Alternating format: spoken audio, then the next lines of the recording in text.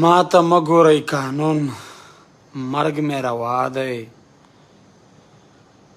بس چې نوم مې دی پښتون. مرګ مې روا دی، زه د خوار وزیرستان خواره مرغۍ یم، بس که نن و که پرون. مرګ مې روا دی، ګیلمنه زړه دې شره باندې یخ کړي، نه مې پور شته او نه خون. مرګ مې روا دی. سلامونه ټولو پښتنو ته ملګرو. نن بیخي له حده زیاته دردونکې پیښه شوې ده په شمالي وزیرستان میرلي کې. په یو وار 4 داسې ګلالي ننګیالي ځوانان وقار دوړ، اسد دوړ، سونید دوړ، احمد دوړ چې دا د یوت اف وزیرستان او بیا د پښتون ژغورنې غورځنګ ډېر کلک پلویان وو، بلکې د هر مظلوم او محکوم کلک ملګري وو چې په وزیرستان کې به یا په ګرد پښتونخوا کې به یا په ټول افغان وطن کې به چرته ناوړه پیښه کېدله، دوی به د مزاحمت په اول ډګر ولاړ. قسم په خدای زما زړه ټوټه ټوټه دی. دومره سخت زور لکه خاص مې چې خپل د کور وګړي سکني ورونه وژل شوي وي په دې نن هدفي وژنه کې، دومره زور یې راکړی. او ته دې در مخه د دوی صدر نور اسلام د وړ یا مصور د وړ څو میاشتې کېږي، 2 میاشتې به کېږي. په دې 2 میاشتو کې موږ څومره کسان په وزیرستان کې را لاسه ورکړل، باشعوره لوستي تعلیم یافته ایجوکیټډ ځوانان، د کام او د وطن په غم غمجن ځوانان موږ له لاسه ورکړل. موږ ته څه را پاتې دي؟ فقط یاره پلانی ډېر ښه سړی و، بس خدای دې وبخښي، د کام او د وطن دپاره یې ډېره ښه مبارزه وکړه. موږ پوسټونه وکړو، په پروفایل باندې بلیک ډے وزیرستان ولګوو، بس کیسه خلاصه او لنډه ختمه. یعنې د دې د مخنیوي څه حل دی؟ موږ بار بار دلته له مشرانو، له سیاسي ګوندونو، له تحریکونو ګیلې کوو. آیا موږ به داسې کښېنو د یو بل مرګ ته به انتظار کوو؟ مصور د وړ شهید شو، نور اسلام د وړ شهید شو، نن وقار او اماد او سونید او اسد دا شهیدان شول، بس موږ به مازې پوسټونه کوو او مزاحمتي بیانونه به کوو چې موږ یې مزاحمت کوو، ډېر زیات ظلم جبر شوی دی. یعنې د دې د مخنیوي څه حل لار شته د سیاسي ګوندونو، مشرانو او تحریکونو سره؟ په دې مزاحمت خو قسم په خدای چې نور ستړي یو، چې وایي د مزاحمت په آخري رکات یم، د بغاوت په آخري رکات یم، په مزاحمت ستړی یم. والله بله چې زه خو نور ستړی یم په دې کیسه. بس شهید شو، شعر ور باندې ولیکه، غزل پې ولیکه، پلانیه داسې مې زړه در پسې بد دی، پلانیه چې ته نه وای شهید شوی، بس پوسټ ولیکه او ماتم ولمانځه. بس تر دې ځای پورې زموږ پښتونوالي، افغانیت، غیرت او ننګ بس در دغه ځای پورې بس تمام.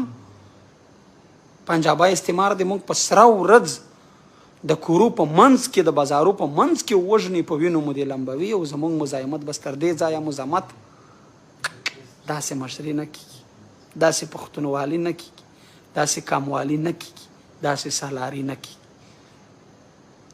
زما خواست دی، منت دی، سوال او زاری ده د پښتونخوا وطن د سیاسي ګوندونو نه، د پښتونخوا ملي عوامي ګوند، د عوامي نیشنل ګوند، د قامي وطن پارټۍ، د پی ټي، چې څومره هم ګوندونه تحریکونه دي، د ټولو نه مې خواست دی چې په لحاظ د خدای سره کښېنئ، لکه څرنګه چې په جرګو کې کښېنئ. مه کوئ د دې حکومت نه سپین صفا کاغذ واخلئ، د دې حکومت نه سپینه صفا فیصله واخلئ. په دې وخت نه تیریږي، په یوه ورځ 4 کسان، داسې عام کسان نه، د کام راتلونکی، د کام مستقبل، لوستي ځوانان، سیاسي ځوانان، ننګیالي پیاوړي د کام او د وطن د بقا د غږ پورته کوونکي ځوانان په یوه ورځ په شهادت په یو وخت رسیږي. ما په فیسبوک تصویر شیر کړی د ژوند اخرینی انځور چې دوی په یو ځای ایستلی دی. د هغه ځوانان دي ما په خپله لیدلي دي. موږ چې هر کله میرلي ته یا میرانشاه ته چې د پښتون ژغورنې غورځنګ جلسو ته چې زه هر چېرته تللی یم، ما وقار د وړ او ما سونید د وړ، احمد د وړ او ما اسد د وړ، دا ټول ما لیدلي دي، ډېر له نږدې ورسره پاتې یم. سبا ستا دغه حال دی، بله ورځ د بل ملګري دغه حال دی. مه کوئ راځئ چې دې وژنو ته د پای ټکی کېدو په مشرانو غږ کوم په لحاظ د خدای مذمتی بیانونه مو چې ونه وینم په فیسبوک چې هم مذمت کرتے ہیں بہت برا ہو چکا ہے یار ایسا نہیں کرنا چاہیے تھا ہم اس کی مذمت کرتے ہیں بہت برا ہو چکا ہے یہ وزیرستان میں 673واں واقعہ ہے ٹارگٹ کلنگ کا یہ تو میں نے بھی سیکھا ہے اردو کا بیان تو میں بھی دے سکتا ہوں ابھی میں بول سکتا ہوں کہ وزیرستان میں آپریشن ضرب ہوا تقریباً 9-10 سال لوگ مہاجر ہوئے اپنے گھروں سے بے گھر ہو گئے وزیرستان کو ایسا چھوڑا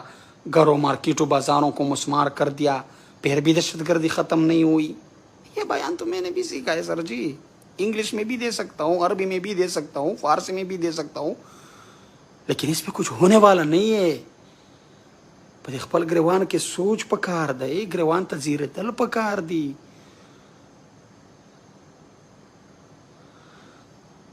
پښتون ژغورنې غورځنګ د کام د باکا او د کام د یووالي او په کام کې د داسې وژنو ژوبلو جبرو خلاف راوچت شوی باید چې څه وکړي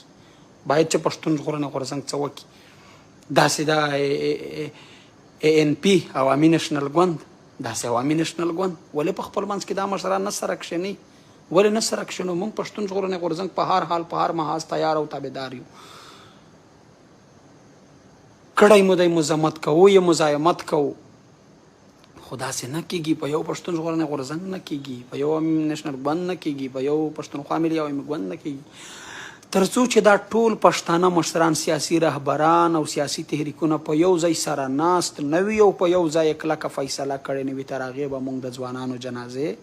داسې اوچته وپورته کوو به نو زه په ټولو پښتنو غږ کوم چې هر سیاسي رهبر هر سیاسي مشر درته دا پوسټ کوي چې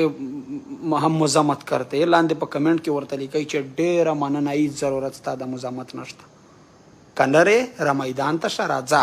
چې یو تګلاره جوړه کړو مړه تر څو به داسې په زیړو سترګو په بېغیرته دغه مرو تر څو د عدم تشدد نه مونږ په خدای قسم تر پوزې راغلی یو ورکې عدم تشدد که ورکې نوم که له دې مزاحمت نه نور تر پوزې راغلی یو وسړیه هره ورځ به مونږ چې د خوبه راپاڅېږي سترګې دې خلاصېږي چې فیسبوک خلاصوي بیا به وایي په وزیرستان کې دومره ځوانان شهیدان شوي دي په فلاني ځای کې دومره ځوانان شهیدان شوي دي نو په لحاظ د خدای سیاسي رهبرانو مشرانو کلکه فیصله پکار ده او داسې مزاحمت پکار دی چې بیا په وزیرستان کې پښتنې میندې په خپلو اولادونو ټټر ونه وایي مننه